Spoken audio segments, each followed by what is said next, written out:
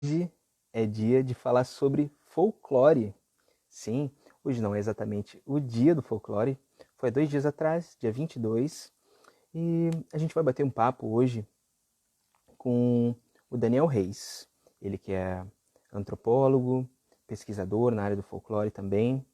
Mas antes de eu apresentar aqui o nosso convidado, o convidado do dia, eu tenho alguns recadinhos para dar para vocês. O primeiro deles é para que vocês fiquem atentos aos prazos de inscrição do Festival de Música Online aqui da Cidade das Artes. A gente está com as inscrições abertas a todos os residentes no Rio de Janeiro, com composições próprias. E a dica que eu dou é que vocês acessem o nosso site, o cidadedasartes.rio, e confiram todo o regulamento, avisem os seus amigos, músicos, compositores, que as inscrições estão abertas. E o festival é um festival muito bem organizado, maravilhoso, com premiações em dinheiro. Vale muito a pena conferir e participar. O segundo convite que eu faço é para que vocês confiram todas as nossas redes sociais. Além da programação das lives aqui no Instagram, a gente está tendo uma programação também completa, no próprio IGTV, aqui no Instagram, mas também no nosso YouTube.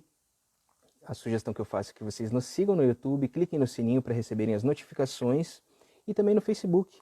Temos feito lives no Facebook, às quartas-feiras com Cultura em Rede, aos sábados com Conexão Literária, sempre com bate-papos sobre o pensamento, literatura, filosofia, linguística. Enfim, sejam todos muito, muito bem-vindos, tá bem? Eu vou conferir aqui se o nosso convidado já chegou. Chegou, já está aqui conosco. Lembrando sempre, vamos esperar ele entrar aqui um pouquinho.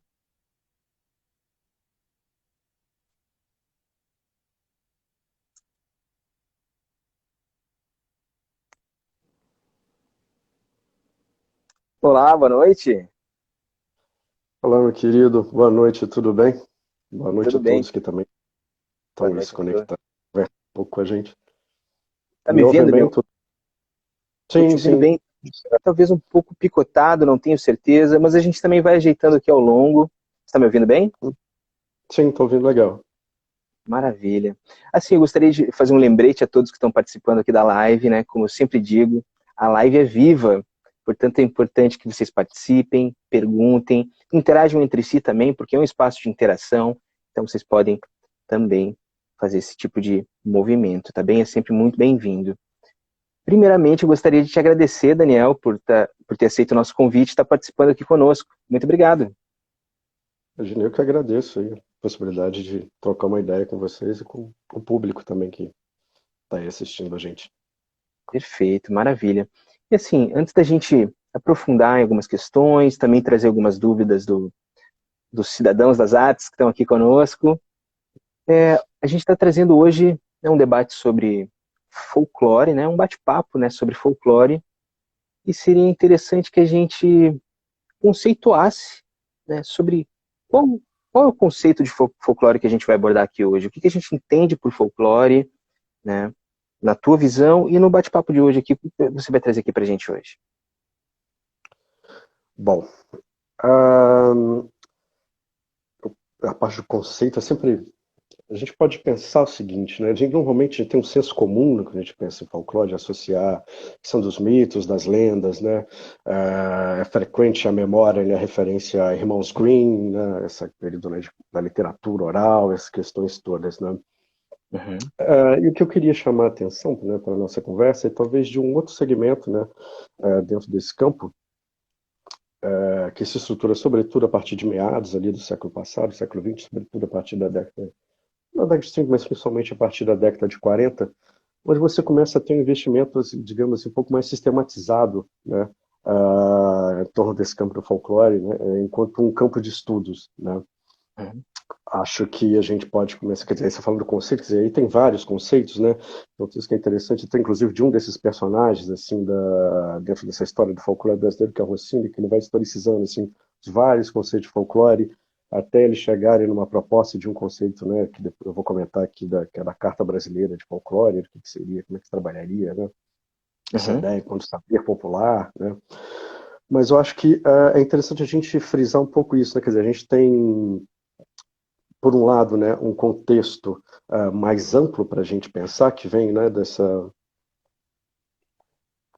de toda essa trajetória que começa desde do século XIX, segunda metade do século XIX, principalmente, né, de investimento, iniciativas um pouco mais isoladas, começam a ganhar fôlego, né, da criação da sociedade de folclore, somente na Europa, começa a investir, sobretudo, né, na coleta dos dados, das lendas, né, sempre muito imbuído de um discurso, né, de perda cultural, de que isso está prestes a desaparecer, que isso vai se perder, muito associado, né, esse período na questão da industrialização, da urbanização, né, e que isso reverbera também aqui no Brasil, naturalmente, uns décadas depois, né. A gente tem uma geração aqui também lá do Silvio Romero, que já começa a ter investimento também nessa mesma linha, né, de fazer essas pesquisas, coletas, né, da literatura oral. E você tem um movimento específico aqui brasileiro também, que eu acho que a gente que é importante a gente chamar a atenção, que são refere-se aos ecos aí do modernismo, né, do movimento modernista, né, Perfeito. que tem a ver muito, né, com essa busca de uma identidade nacional, de uma brasilidade, né, de uma alma brasileira, né, e que de algum modo, anos depois, né, de Semana 22, se começa a ter encontro nessa busca, né, de um popular também, um terreno fértil, né, para essa discussão, né. Então, não por acaso, muitos das pessoas ligadas, né, ao que tornou conhecido depois como movimento folclórico, tem uma ligação íntima também com o movimento modernista, né. Acho que talvez um dos mais citados seja o próprio Mário de Andrade, né, Sim. que é uma figura importante, né, na área do campo cultural brasileiro e também dentro desse campo aí dos estudos, né, de folclore, né, com o Conservatório Dramático e também a célebre missão de pesquisa que realiza, né, no final da década de 30, decorrendo no norte e nordeste brasileiro, né, realizando uma série de coleta, né, de objetos, de documentação sonoro, né, e, se não me engano, dessa viagem também que ele tem contato, né, com uma figura que se torna uma figura recorrente, depois citado na obra dele, que é um cantador de coco, que é o Chico Antônio, né? Depois vocês podem conferir, tem um documentário que depois o Eduardo Scorel, né, produz na década de 70 sobre o Chico Antônio, que vai procurá-lo, encontra ele já velhinho, e é um pouco de um diálogo desses dois momentos, assim, das memórias dele, né? Ele lembrar do Mário de Andrade, quando esteve lá, e que reflete bastante um pouco desse momento, né, dessa percepção, né, de uma busca, né, em torno do que seria essa identidade brasileira, né? E é um elemento que se torna muito marcante também, né, para essa discussão sobre folclore, sobre cultura popular no Brasil, que são essas narrativas sobre descoberta, né, de se descobrir um Brasil, né? Então, a missão do Mário de Andrade, de outras, como o Herman Cruz também, né, que sai em busca, recolhendo uma série documentando, recolhendo objetos, né, depois para o Museu Nacional, que deu origem a uma coleção regional no Museu Nacional, que infelizmente boa parte delas se perdeu com incêndio. E dos relatos dele, né, percorrendo São Francisco em busca, né, das carrancas, né, das cabeças da proa de barco, né, e de um artesão que já era, né, um artista, né, que já era reconhecido naquela altura, que era o Guarani, que fazia essas carrancas, né. Então, quer dizer, você começa a ter uma série de missões de pesquisa, né, a partir do final da década de 30, que marcam muito esse momento de uma busca, né, de uma descoberta sobre esse popular, né. E aí, bom, aí tem uma série de discussões também, né, sobre o que configura esse popular, o que configura esse folclore, né. Tem um antropólogo português que eu acho bastante interessante, que diz que esse folclore é aquele que lá estava e que chegou alguém e disse, não, aqui temos um popular, né? Acho que dialoga muito com essa perspectiva, né, da que é essa descoberta, quem está descobrindo o que, aonde, está construindo esses discursos, né, sobre Perfeito. nação, sobre folclore, né, estimulado, né, esses projetos intelectuais e políticos, né, que começam a surgir nesse momento. Né? Me Perfeito. interrompe quando quiser.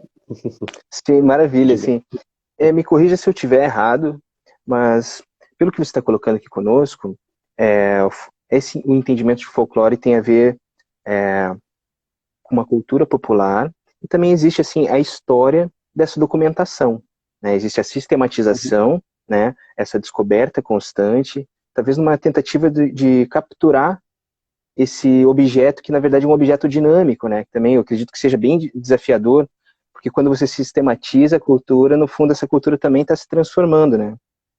Então, Uhum.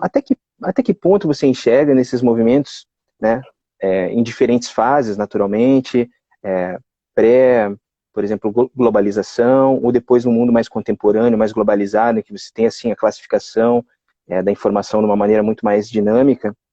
Até que ponto, por exemplo, a gente entende que essa sistematização ela está, de fato, categorizando algo do mundo e até que Uhum. ponto ela não interfere, também não acaba assim definindo o que é a cultura. A cultura ela está emanando do povo ou existe um movimento também, entende, de cima para baixo, como se o Uhum. próprio estudioso pudesse interferir e definir que isso é cultura ou não? Uhum. Como Acho que que você enxerga você essa chama interferência, né? atenção toca em vários pontos, assim, né? Vamos tentar mapeando, assim. Acho que um Lógico, fica lado, à assim, vontade. é a importância desse processo da documentação, né? Quer dizer, de manifestações que, por longa data, né, foram silenciadas ou que se tinha pouquíssima informação a respeito e que se começa a ter um investimento em se documentá-las, em registrá-las, né? E aí a gente pode falar não só, né, dessas viagens, né, pesquisadores, dos folcloristas, né, de Mário de Andrade, de Rocinho Tavares Lima, que foi seu aluno em São Paulo, como também né, dos registros fotográficos depois, né, de Pierre Verger, de Marcel Guterreau, né, que tem toda uma importância em documentar, né, e nos fornecer também uma memória, né, que aí entra outro processo também das instituições de guarda, né, a importância das instituições, né, de guarda desses acervos, né, todo esse investimento, né, da catalogação, da conservação, né, que a gente sabe que são trabalhos caros e muito específicos, né? Muito técnicos, né? Isso é um ponto assim que é importante da gente chamar a atenção. Outro ponto que eu acho que é relevante, que de alguma maneira toca nisso que você comenta, de respeito a essa discussão que vai e volta, né? Ela vai se atualizando também sobre o discurso de autenticidade, né? Que é isso, acho que você comenta disso, né? Dessa captura, né? Do que se torna então aquela autêntica, né? O que seria um autêntico maracatu, o que é uma autêntica capoeira, aquela que o Guterreau fotografou, é a de hoje, né? Então, eu acho que isso tem a ver muito, como você comenta, quer dizer, a cultura é dinâmica, né? Ela está sempre em um constante processo de transformação, diálogo com vários aspectos, sempre esteve, né? A questão é criou-se, né, junto com essas narrativas, né, de desaparecimento, de uma iminência, de perda, né, à medida que você vai documentando, também você começa a criar discursos sobre que foram muito fortes durante algum tempo, isso hoje é pensado de uma outra forma, mas até meados do século passado, sobre essa dimensão autêntica, né, dessas culturas, né, e que tinha muito a ver também com esses projetos políticos, né, de uma genuína identidade nacional, né. Então, Uhum, você veja como sim, essas coisas muitas vezes tratadas de formas, né, paralelas, né, você constrói uma história para pensar o folclore, uma história para pensar o patrimônio cultural, outra para pensar, né, a história das ideias, mas no fim das contas são vários atores sociais que de diferentes formas estão interagindo e estão fazendo, né, movimentar diferentes categorias e interferindo de distintas maneiras, mas se retroalimentando dentro desse processo, né? Então, perfeito, perfeito. isso que você chama a atenção, né, dessa captura, diz muito dessa busca, né, que se diz, não, temos que documentar, né, enquanto ainda temos a possibilidade de um genuíno registro dessas manifestações, né, isso Uhum. dentro e aí no momento seguinte você começa a ter essa leitura de como se aquele registro que foi feito como se fosse um genuíno registro, né, e que esse processo, né, de 20, 30 anos depois já tivesse uma série de mudanças e muitas vezes interpretado como se fosse uma coisa ruim, né? Mudanças espúrias que tivessem alterado o caráter das manifestações, etc. Muitas delas, na verdade, nada mais são que o processo natural das transformações, né? Quer dizer, Uhum. considere, por exemplo, se esse ponto de referência, muitas vezes, né, da Cristina tivesse sido feito 50 anos antes, né? O que seriam, né, essas manifestações? Então, a gente está sempre tratando, né, no presente sobre formas de se falar de um registro cultural de um determinado momento do passado, né? Da maneira como as coisas vão sendo construídas, né? Então, quer dizer, a gente vai Perfeito. tendo distintas narrativas para ir construindo essa história de um pensamento sobre esse campo, né, dentro do país, né? E, ao mesmo tempo, você começa a estruturar essa outra ponta que eu estava comentando, que é fundamental também, que é esse campo das instituições, né? Quer dizer, falava do Mário de Andrade, então ele tinha no conservatório, né, E depois o aluno dele, que era o Rocino Tavares de Lima, cria um museu em São Paulo, né? Que depois virou o Museu Rocino Tavares de Lima, depois foi fechado. Mas a partir da década de 40 a gente tem uma articulação muito específica aqui, que é o que ficou chamado como Movimento Folclórico Brasileiro, né?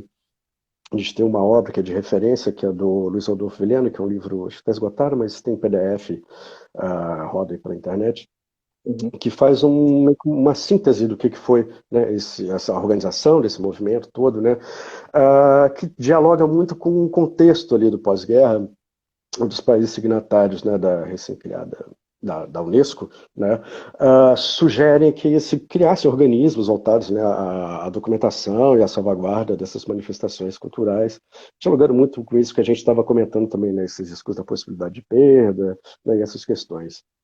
Uhum. Então, no Brasil, a instituição que foi criada era a Comissão Nacional de Folclore, né, que a partir da qual, né, depois, em 58, se transforma em Campanha de Defesa do Folclore Brasileiro, depois se transforma em Instituto Brasileiro de Folclore, que hoje é a instituição a qual eu estou vinculado, que é o Centro Nacional de Folclore, né, que está dentro da estrutura do IFAM, né, do Instituto do Patrimônio Histórico e Artístico Nacional. Né. Perfeito.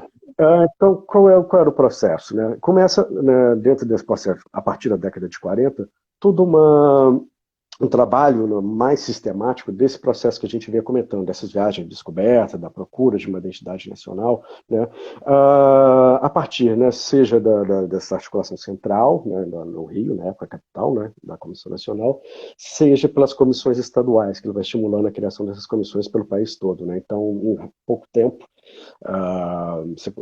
todos os estados tinham uma comissão estadual voltada para esse estudo, essa pesquisa, né, de folclore no país.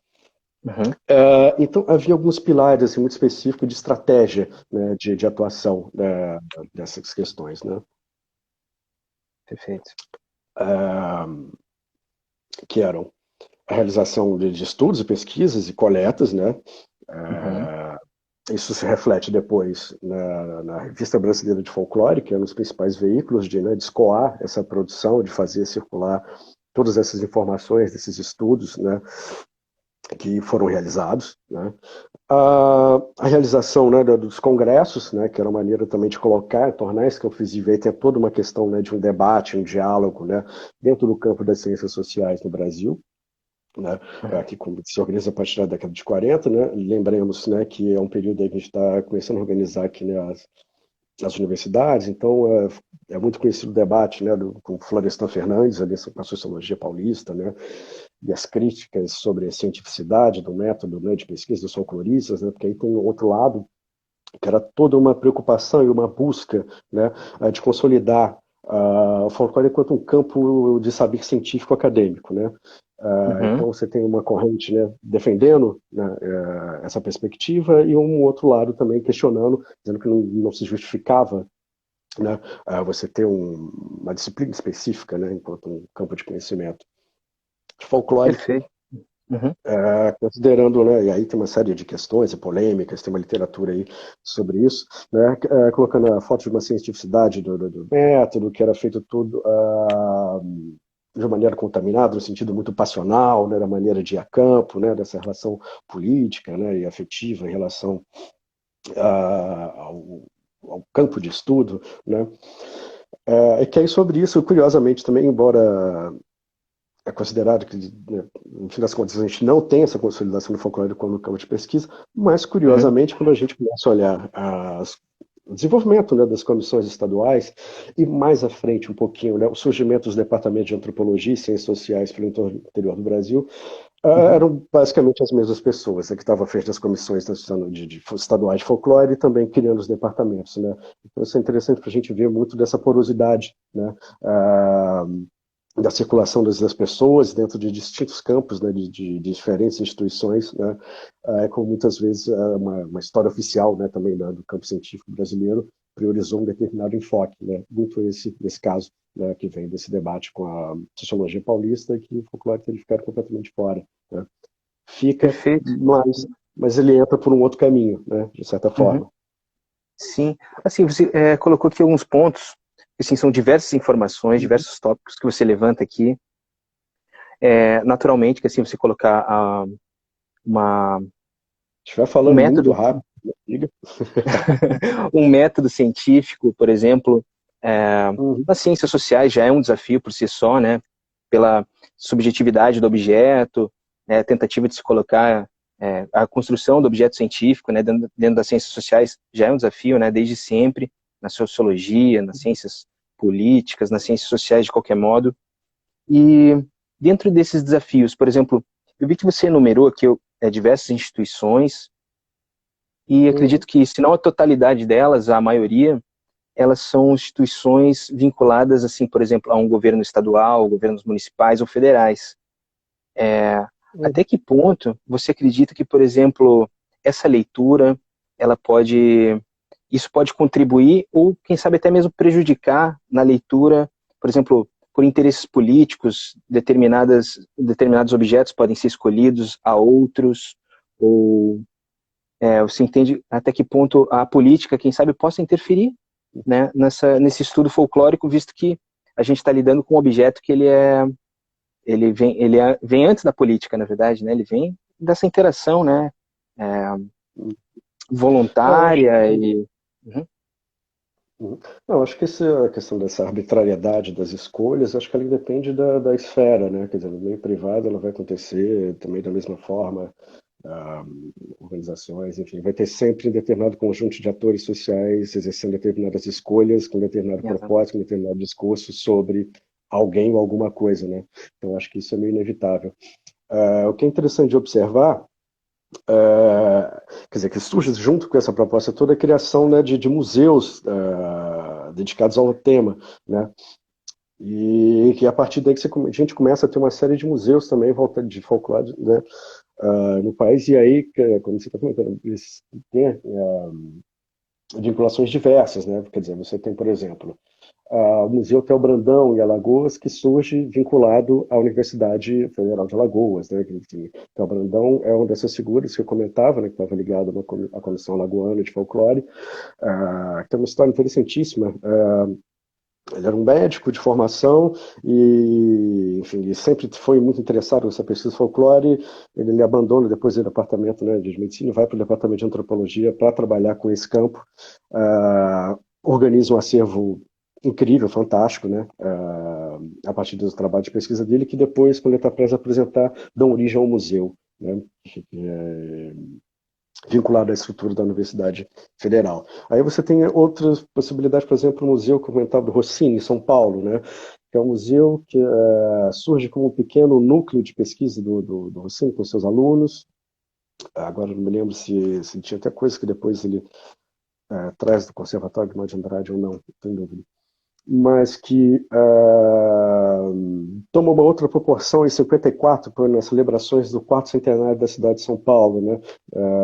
Junto desse processo, é, é realizada uma grande exposição, que foi a Exposição Interamericana de Folclore, e do acervo, da maior parte do acervo dessa exposição, junto com esse material do Rocinho e Tavares de Lima, dá-se origem a um novo museu que ficava situado em Ibirapuera, que era o Museu de Artes e Técnicas Populares, que depois, com o Cine Mó, vira Museu Rocinho e Tavares de Lima, né?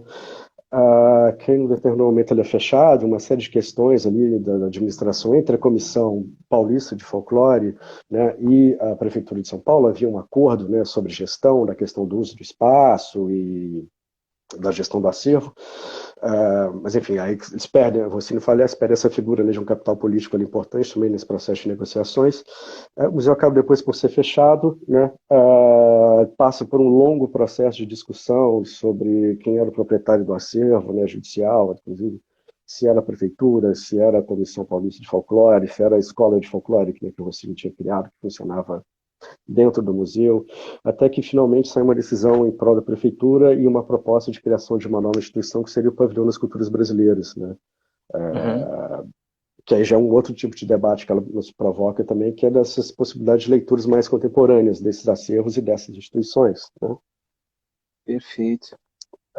Que já era pensar, quer dizer, o polo de discussão era um grupo ligado, né, de ex-alunos do Ensine e da Comissão Paulista de Folclore reclamando a atualidade do discurso de folclore, né, que aquele acervo era absolutamente atual e, enfim, não haveria necessidade de novas coletas e grandes atualizações para reabrir o museu. E um outro grupo que vinha, né, junto com a prefeitura, mais ligado ao designer, né, defendendo uma proposta de uma leitura contemporânea desse acervo, que ele necessitava de uma leitura. Né? Então, quer dizer, é um mesmo acervo com várias possibilidades de leitura, vários agentes envolvidos, né? E dá um pouco dessa dimensão, quer dizer, que um mesmo objeto ou uma mesma festa, uma mesma manifestação, ela tem várias possibilidades de olhares, né? E sujeita a Certamente, várias propostas certamente. de projetos da iniciativa pública, seja iniciativa privada, então são vários caminhos possíveis, né? E de a gente tem um museu que é como o Museu do Casa do Pontal, que surge a partir da iniciativa de um apaixonado pelo campo, que era, né, o Jacques, Bebeu, que numa viagem de trabalho a Pernambuco se encanta com a cerâmica e que, né, dá início ali a um processo de colecionamento e que cria uma das maiores coleções do país, que dá origem ao Museu do Pontal, né? Então, quer dizer, são vários caminhos que vão se configurando e vão tomando corpo, né, dentro desse processo, mas você ia falar alguma coisa. Sim, na verdade, diversos pontos, né, você colocou aqui, vários deles dariam uma live completa para a gente debater e falar mais sobre. Algumas pessoas colocaram aqui na nossa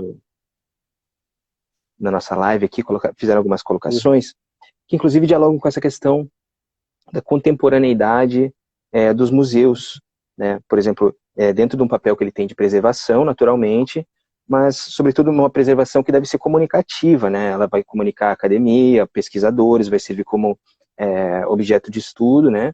E também como promoção, digamos assim, para a população, né? Que ela seja acessível também, esse acervo possa ser acessível e, né? Que forme um público, que forme uma geração também que possa estudar e conhecer sua história, sobretudo.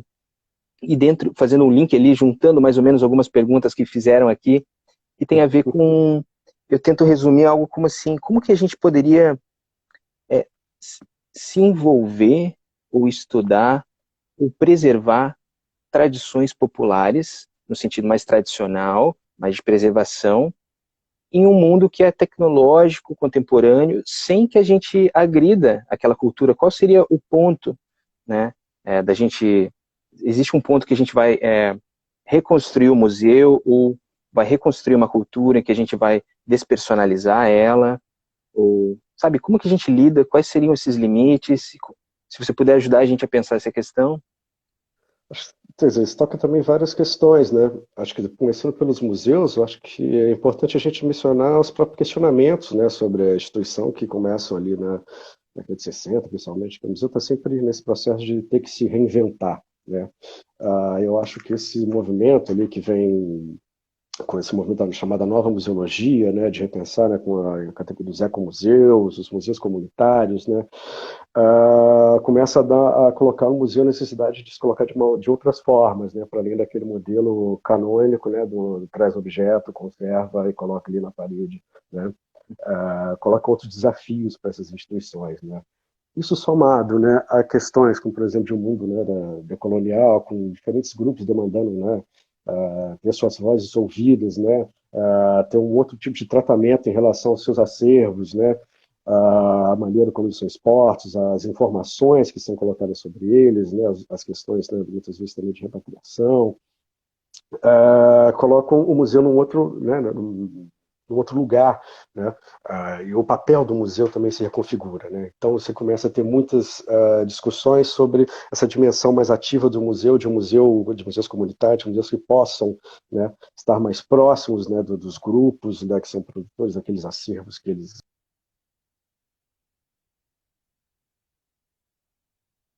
que faz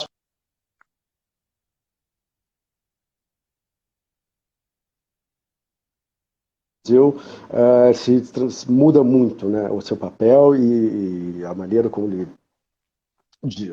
trabalha o seu acervo, né, no mundo.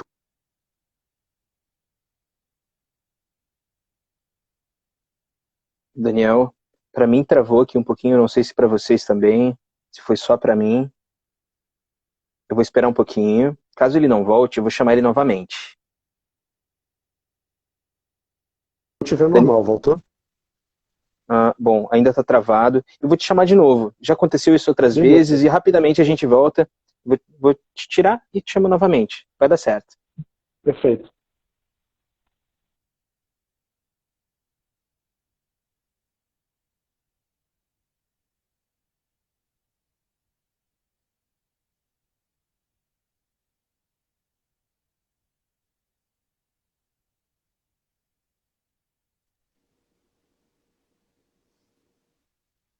Estamos de volta? Estamos de volta. Para mim veio o áudio, ainda não veio a imagem. Bom, estou te vendo normalmente. Não sei como está Tá aí me para vendo você. normalmente? Sim, Bom, sim. se para o público estiver te vendo, para mim também o mais importante acaba sendo te ouvir também. Como que tá para vocês? Vamos esperar um pouquinho o feedback. Tem mais ou menos Uhum. uns 30 segundos de distância entre nós e todo mundo. A gente aguarda. Uhum. Bom, que curioso. Eu vejo só um círculo assim girando. Tá tudo ok com a conexão. Somente o áudio. Vou te chamar de novo, Procura. tá? Vamos tentar de novo. Ok, bora. Esperar um pouquinho. De repente estabiliza a conexão. Tava só o áudio, né? Tava só o áudio, mas vai dar certo. Ele estava ali numa colocação interessantíssima sobre essa um novo pensamento sobre os museus, novas configurações museológicas.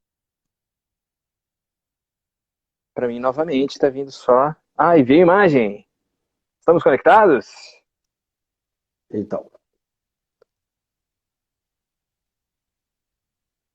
Mais ou menos. e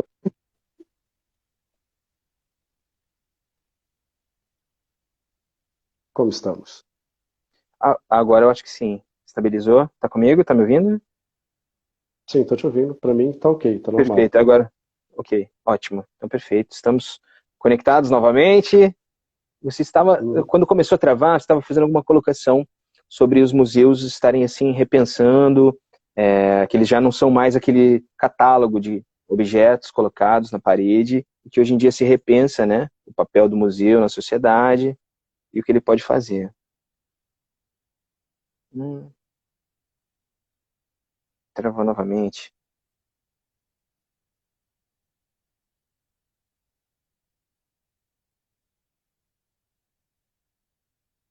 Bom, ah, agora Ok, você voltei. estava. Ok. Acontece, acontece. Mas era a questão dos museus, né? Eu acho que estava por ali quando travou. Uhum. Exato, né? Quer dizer, como é que o mundo demanda uma nova postura, né, dos museus, outras formas de atuação junto, né, à sociedade, né? E claro, isso reverbera também nessa categoria de museus, museus de cultura popular, museus de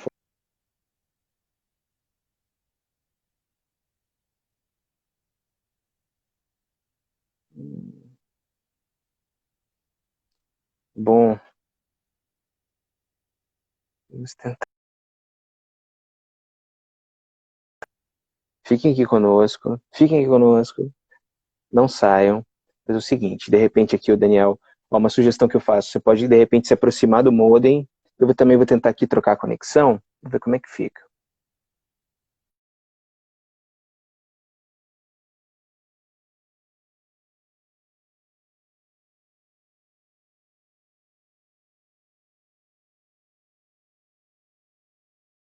De repente você está colocando outro dia, ou algo assim. Eu troquei a minha conexão. Daniel Reis, vamos lá, mais uma tentativa.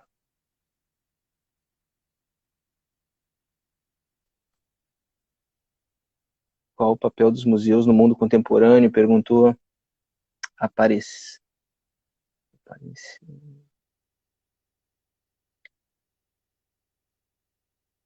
Vamos aguardando.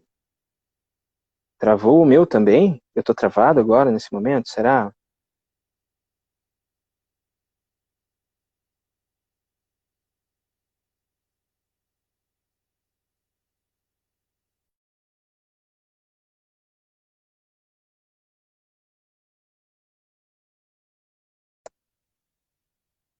Voltou?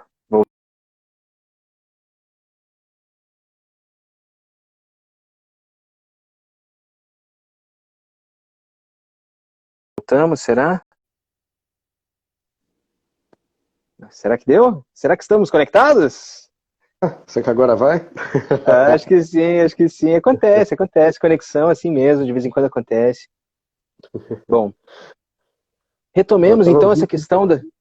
Inclusive, assim, algumas pessoas ao longo desse tempo aqui que a gente ficou meio travado, as perguntas estavam vindo, perguntaram aqui sobre, novamente, sobre, né, o pensar Uhum. contemporâneo dos museus. Certo. Bom, acho que é isso, né? O museu foi obrigado a se repensar, né? Se reinventar, né?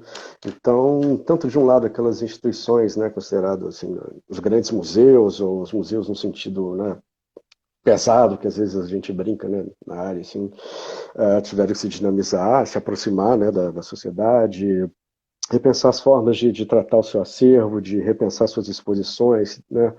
Ah, tem um lado, né, que eu acho que muitos que tiveram porte e estrutura também decidiram encarar esse desafio do digital, né, de colocar suas obras online, de criar exposições, né, 3D, exposições acessíveis pelo computador, né?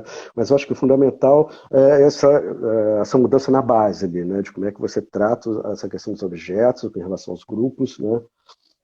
E como é que você Uhum. busca uma maneira, muitas vezes, mais respeitosa, né, em determinadas situações, né, de abordar determinados assuntos, temas mais sensíveis, né, como é que você trata isso com o público, né? Então, eu tinha visto uma pergunta aqui, qual é o papel dos museus hoje no mundo contemporâneo? Eu acho que Uhum. tem muito esse papel de trabalhar, reforçar essa dimensão cidadã, né, de pensar a cultura nessa perspectiva de cidadania, né? Como é que a gente pode contribuir, que os museus podem contribuir para isso, né?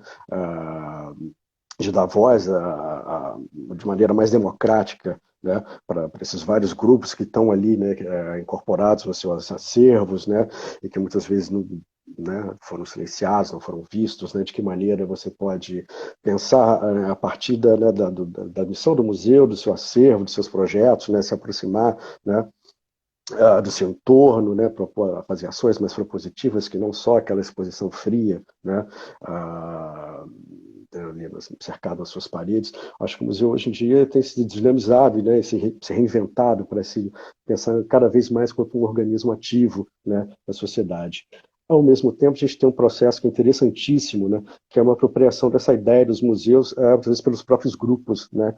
Quer dizer, então a gente tem, por exemplo, no Brasil, um movimento que é interessantíssimo de uma rede de museus indígenas, né, de uma rede dos museus, os museus sociais, né, uma rede dos museus quilombolas. Então, quer dizer, são os próprios grupos se apropriando dessa ideia, né, dessa instituição museu, né, e criando eles próprios, né, a sua própria perspectiva de museu, eles mesmos, mas se assumindo o seu papel enquanto protagonistas, né, fazendo uso dessa instituição para falar sobre si e comunicar também, né? Isso acho que é um ponto muito importante Perfeito, dentro, perfeito. Sim, faz todo sentido.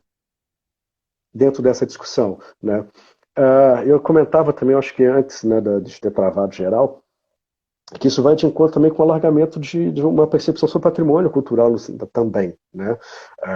Que é onde os caminhos vão se cruzando, né? Quer dizer, você tinha toda uma discussão, né, sobre patrimônio que estava muito atravessa aí a maior parte do século XX associada àquela ideia, né, dos monumentos, né, da questão, né, dos sítios urbanos, e aos poucos vai se alargando até ele incorporar essa ideia, né, assim, de maneira muito resumida aqui também, né, Uhum. a perspectiva do patrimônio material, né, que formalmente vem dos anos 2000 aqui no Brasil, né, a gente está comemorando aí 20 anos, né, do decreto 3551, que é que institui, né, a política de patrimônio material no país, né. O que isso traz também, né, de novo, para pensar tanto a questão dos museus, quanto, né, do folclore, da cultura popular. Bom, você começa a ter uma perspectiva ampliada de patrimônio, então você começa também, né, a trabalhar isso, né, como é que você expõe isso, né? Então isso de uma maneira também dialoga com esse universo museológico, né? Você começa a ter novos processos de documentação, novos processos, né, de recolha de acervo, muitos, como eu estava comentando, né, capitaneado pelas próprias pessoas, né, de algum modo também a política do patrimônio material chama a atenção desse protagonismo, né, das próprias pessoas, né, do detentor nessa categoria das pessoas que produzem, né, a cultura da pessoa né, que produz o Círio de Nazaré, a Roda de Capoeira, essas figuras que, né, sempre foram agentes que ocuparam um papel secundário ao longo, né, da história, né, da arte e cultura do país e política também, a ter um protagonismo e eles próprios, né, poderem serem consultados, né, sobre esse processo, né, da patrimonialização. Isso é um elemento importantíssimo, né, a conivência, Uhum. né, dos detentores. Uh, Então, deles ocuparem um papel central, né? E aí tem um elemento importante que você falar lá no comecinho da conversa, que é a primeira coisa que você comentou, né, da documentação, né? Um ponto importante quando você começa a ter esse processo também dos inventários, né, com vistas, né, para reconhecimento quanto patrimônio material, toda essa documentação que havia sido recolhida, né, naquilo que a gente comentava das missões dos anos 30, dos anos 40, pelos folcloristas, foram fundamentais para subsidiar, muitas vezes, né, informações sobre esses bens culturais que agora vão ser chamados com essa perspectiva do registro, né, enquanto patrimônio material, né. Então, novamente, reforçando a ideia, a importância, né, dessas instituições, do trabalho que elas fazem na guarda desses materiais, desses acervos, né, que dialoga por um outro caminho também com esse próprio movimento da história das ideias, né, quer dizer, de tempos em tempos a gente vai atualizando o pensamento, revendo conceitos, né, criando novas categorias e muitas vezes revisitando também, né, os acervos, os objetos, né, os arquivos, né, o patrimônio literário, bibliográfico, né, e Sim. tirando ali novas leituras, né, para tentar entender o contexto, né, no presente, né, que a gente comentava também, né, como é que no presente a gente vai reconfigurando essas narrativas, essas categorias todas, né, que a gente vai falando, né, folclore, patrimônio, museu, né, acho que a perspectiva é sempre a gente tentar entender, né, esse universo, né, e estou vendo que alguém está falando aqui, despertar o interesse das crianças também pelo patrimônio material, né, exato, né, tem toda uma discussão também, né, sobre as ações educativas, né, o próprio IFAM também criou um material interessante que é o inventário participativo, né, que é uma maneira também das comunidades se envolverem e trabalharem com essas questões, né, que tem uma linguagem mais acessível também. Esse é um elemento importante, né? Como é que se atrai as novas gerações? É sempre um ponto de debate, assim, também, né? Faz Sim. parte desse. Perfeito. Eu achei interessante você ter falado também sobre, por exemplo, tomando por base a Cidade das Artes, né, nossa experiência aqui como temos as nossas galerias de arte, temos a nossa sala de leitura, então existe um constante pensar assim sobre o papel, inclusive, da biblioteca, né, que tem um certo grau de semelhança também no papel da preservação da memória, da história também. Então, algumas das reflexões que a gente faz aqui tem muito a ver com o que você apontou, no sentido de que se a gente consegue hoje em dia, de certa forma, não da mesma maneira, mas de certa forma muito mais do que alguns anos atrás, classificar os livros, informações, palavras, né, excertos, enfim, de maneira digital, as pessoas têm esse acesso, a biblioteca não é só mais um amontoado de livros, não é mais a gente não precisa mais ter um espaço físico somente para isso. E ela acaba assumindo outros papéis, por exemplo, de proporcionar um espaço de interação entre pessoas, que essas ideias não estejam somente arquivadas, mas que sejam um espaço que essas ideias possam interagir, né? As pessoas possam estudar essas ideias, eles possam trocar essas ideias. E os museus, acredito que, das exposições que a gente faz aqui também na Cidade das Artes, muitas delas são exposições imersivas, sensoriais, e que são pontos de partida, na verdade, para que a pessoa possa fazer uma pesquisa mais profunda também, né? Você nota algo Uhum. assim também? Bom, nas bibliotecas também tem uma discussão, né, das próprias bibliotecas também se reinventarem, né? A gente tem essa experiência que vem da Colômbia, das bibliotecas parques, são interessantíssimas, né? Da biblioteca é isso, a biblioteca sair desse casulo de, né, de sessão espaço, ali a pessoa ia, sessão livro, mas de enfim, interagir com o seu meio, né? Onde é que essa biblioteca está, o que é que ela pode oferecer ali, né? que mecanismos ela pode dialogar com esse universo, né? Aqui no Rio a gente tem, né, o projeto das Bibliotecas Parques, né, que são interessantíssimos também, que é inspirado nesse projeto, né, adaptado à realidade local aqui. Uhum. Isso é um ponto, né, ali fisicamente, né, dialogar, e o outro é isso que você toca, né, de como é que a gente pode alcançar outros públicos, né, por meio desse processo da digitalização, né, Uhum. não só as bibliotecas, mas também os arquivos, né, porque também lá a gente tem biblioteca e arquivo ligado no único setor, mas como é que você consegue alcançar, né, outros públicos por meio desse processo de digitalização e, ao mesmo tempo, o que esses processos implicam, né, para realizar isso também de uma maneira assim, responsável, né, quer dizer, tem toda uma questão tecnológica, um aparato tecnológico, né, que não é só simplesmente você digitaliza e joga no ar, tem toda uma questão da qualidade da digitalização, tem toda uma questão da preparação dos acervos para você fazer essa digitalização, né, de forma Uhum. adequada, você não pode entregar de uma maneira qualquer, então, quer dizer, sobretudo quando a gente fala, né, de acervos, né, históricos, né, quer dizer, tem materiais já mais sensíveis, né, que o papel já tem, apresenta ali, né, uma acidez, então tem que ser tratado com cuidado, né? Então tem todo um processo antes, né, da Uhum. preparação, da higienização, né, de certificar que aquela catalogação do processo de inventário esse material, né, tá ok para não correr risco de haver nenhuma perda pelo caminho, não acontecer, não ter nenhum problema, né? E depois, no momento seguinte, ainda, quer dizer, digitalização é um processo eterno, né? Quer dizer, se digitaliza hoje, você tem que estar o tempo inteiro, né, atualizando a tecnologia, né, trocando ali, né, servidores que têm uma vida curta, né? Então, é um desafio também que se coloca para as instituições, né? Sobretudo do ponto de vista dos recursos, né? Uhum. Para além da preservação física, você também dobra isso, né, por esse ponto de vista digital, né? Tem Então, quer razão. dizer, tem esse lado, né, que é fantástico, é incrível, muitas vezes é muito sedutor, né, essa questão, né, do digital, mas também é importante a gente chamar atenção para esse outro aspecto, né, desse processo de não cair na, por exemplo, nessa sedução do digital de maneira inocente, né? Quer dizer, é necessário que ele seja feito de uma maneira muito responsável, né? Para que você consiga assegurar também, né, um processo bacana, né? Que você consiga dar continuidade daquilo, né? Não adianta você digitalizar e daqui a 5 anos você não consegue manter o servidor, não consegue manter o seu portal, né, seu repositório e aí cai tudo por terra, né? Então, Uhum. é mais um desafio aí também para essas instituições, né, encararem, né, nesse mundo atual. Perfeito. E, Daniel, seguinte, a gente já começa a chegar aqui já numa reta final da nossa live, Uhum. né? Só que antes da gente fazer as considerações finais e tudo mais, a live de hoje a gente levantou aqui diversas questões, diversos pontos, né? Que vários deles são pontos de partida, né? Simplesmente para uma pesquisa ainda mais profunda, né?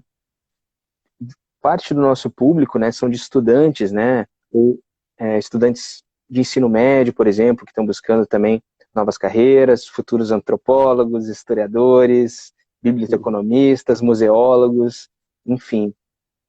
Você tem alguma sugestão, por exemplo, para quem gostaria de trabalhar com dentro dessa área, ou de repente algum local que a gente possa pesquisar mais sobre esse Uhum. assunto? Bom, convido a todos a vir para cá. É uma área fascinante, né? Quer dizer, um universo enorme tanto de possibilidades, de temas, né, de manifestações culturais que a gente tem, né, espalhadas pelo país, né, enfim, e muitas delas que têm pouquíssima reflexão sobre, pouquíssima documentação, né, outras já, enfim, já tem volume de material interessante, enfim, já foram visitadas, revisitadas várias vezes, mas muitas delas têm quase nada, né. Bom, eu acho que poderia sugerir o próprio acervo, né, da instituição que eu trabalho, que é o Centro Nacional de Folclore. A gente tem todo esse material, né, que vem desde a década de 40, que está depositado, né, nos arquivos. Parte desse material a gente conseguiu digitalizar né, e já está disponível no site, que é cnfcp.gov.br, se não me engano, né? Uhum. Mas também tem outras instituições que tem, né, não sei se tem gente, né, provavelmente fora do Rio, mas, por exemplo, o Museu Temos. Teobrandão, que eu citei, tem um acervo incrível que praticamente intocado ainda. Então, quer dizer, um manancial de possibilidade de estudos, né, de desenvolvimento de projetos também em relação aos grupos que estão ali retratados é imenso, né? A outro que Uhum. eu comentei também, o do Recinto Tavares de Lima, em São Paulo, também um acervo fantástico, né? Tá lá também. Pouca coisa, existem alguns estudos, mas também pouca coisa em relação ao potencial que ele tem, né? A Biblioteca Mar de Andrade, se não me engano, de São Paulo, assim, tem um conjunto de instituições, né, que guardam esses acervos, né, e que vale muito a pena ainda que não seja para fazer um projeto de pesquisa, para uma tese, doutoramento, um mestrado, né? Está citando aqui o CRAB no Rio, né? Mas de conhecê-las, né? De visitar, saber um pouco. Muitas delas são pouquíssimo visitadas, são pouco conhecidas. Então, a gente tem um manancial bastante interessante que vale muito a pena de explorar, né? Então, acho que esse é um convite para as pessoas irem Legal, conhecer. Cara, o um Museu ótimo, Folclórico ótimo de José dos convite. Campos, que a pessoa está citando aqui, que foi, se não me engano, criado por uma aluna do Rossini, que a gente estava comentando aqui. Ah, escapou o nome dela agora. Bom, enfim. Bom, temos aqui algumas recomendações no Rio, aqui ela colocou, a Paula colocou aqui também a CRAB, Crabe, é o enfim. Museu Casa do Pontal, né? Uhum. Ah, tem o Instituto Pretos Novos ali também. Perfeito, perfeito. Lisboa. E temos sim pessoas do Brasil todo aqui, tem o pessoal de Curitiba, tem Uhum. pessoal aqui, né, transitando aqui o Brasil todo. Inclusive, já vou aproveitar aqui a oportunidade, né, e lembrar para quem chegou aqui no meio da live, ou sabe de algum amigo, algum familiar que goste do assunto, né, a pessoa que chegou no meio não conseguiu assistir o começo, né, essa live vai ficar disponível aqui no Instagram. Assim que ela terminar, ela já vai ficar online aqui no Instagram para você poder reassistir, pegar direitinho, né, poder pausar o vídeo e pegar as referências bibliográficas, o site que foi indicado, né, mandar o link para o pessoal e também no nosso YouTube, né, você vai poder ir lá no YouTube e reassistir essa live quantas e quantas vezes vocês quiserem, né. E aproveitando também, né, eu faço um agradecimento aqui a toda a equipe da Cidade das Artes, né, que trabalha aqui montando essa programação cultural, tanto aqui no Instagram, quanto no Facebook, no YouTube também. Agora a gente está voltando com os movimentos, né, presenciais, inclusive hoje eu estou aqui dentro da sala de leitura. Esse aqui é um quadro aqui que a gente tem aqui na sala de leitura, feita pela instituição One by One. Então eu agradeço a todos os funcionários da Cidade das Artes, os cidadãos e cidadãos das artes que estão aqui sempre conosco, interagindo, né, e complementando sempre as nossas conversas. E hoje, especialmente a você, Daniel, por ter compartilhado tantas ideias interessantes, ajudando a gente a pensar um pouco da nossa história, um pouco do folclore. Muito obrigado. Eu que agradeço a possibilidade de trocar essa ideia, bater um papo. E obrigado também a todo mundo que estava aí interagindo e conversando com a gente também. Maravilha. Se alguém quiser saber um pouco mais sobre você, sobre o teu trabalho, assim, você tem alguma rede social, ou algo assim, alguém queira te buscar, te assistiu aqui agora na live e gostaria de trocar um pouco mais contigo? Bom, tem o próprio Instagram, né? Facebook também, Daniel Reis, ou por e-mail, danielreis55@gmail. Ou pelo Perfeito. próprio site também do Museu do Folclore, também tem lá contato.